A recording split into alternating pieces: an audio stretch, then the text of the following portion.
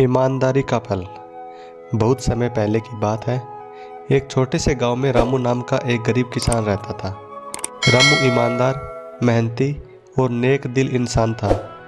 उसके पास थोड़ी सी ज़मीन थी जिस पर वह खेती करके अपना और अपने परिवार का पेट भरता था। हालांकि वह गरीब था, पर उसके दिल में संतोष था और भगवान पर भरोसा था। एक दिन रामू जंगल में लकड़ियाँ काटने गया। काम खत्म करने के बाद वह नदी के किनारे बैठकर आराम कर रहा था। तभी उसकी कुल्हाड़ी अचानक हाथ से छूटकर नदी में गिर गई। रामू परेशान हो गया, क्योंकि वही कुल्हाड़ी उसके जीवन का एकमात्र साधन थी। रामू ने भगवान से प्रार्थना की, हे भगवान, मेरी मदद करो। यह कुल्हाड़ी मेरे लिए बहुत महत्वपूर्ण है। उसकी सच्ची प्रार्थना सुनकर नदी में जल देवता प्रकट हुए। उन्होंने रामू से पूछा, क्या हुआ बेटा, तुम इतने परेशान क्यों हो? रामू ने सारी बात जल देवता को बताई। जल देवता ने कहा, चिंता मत करो, मैं तुम्हारी कुल्हाड़ी लेकर आता हूँ। इतना कहकर वह नदी में गए और सोने की एक चमचमाती कुल्हाड़ी लेकर आए।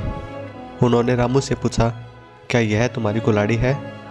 रामू ने ईमानदारी से जवाब दिया, नहीं, यह मेरी कुल्हाड़ी नहीं है। फिर जल देवता ने नदी में जाकर चांदी की कुल्हाड़ी निकाली और पूछा, क्या यह तुम्हारी कुल्हाड़ी है?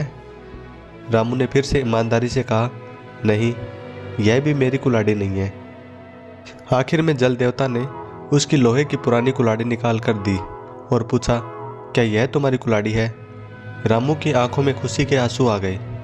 उसने कहा, हाँ, ये मेरी कुल्हाड़ी है, धन्यवाद देवता जी। रामू की ईमानदारी से प्रसन्न होकर जल देवता ने कहा, तुम्हारी सच्चाई और ईमानदारी के लिए मैं तुम्हें इनाम में सोने और चांदी की कुल्हाड़ी भी देता हूँ। रामू बहुत खुश हुआ और देवता को धन्यवाद दिया। वह तीनों कुल्हाड़ियाँ लेकर घर लौटा। उसकी ईमानदारी की कहानी पूरे गांव में फैल गई। सभी लोग उसकी ईमानदारी की प्रशंसा करने लगे। इस कहानी से यह शिक्षा मिलती है कि ईमानदारी सबसे बड़ा गुण है।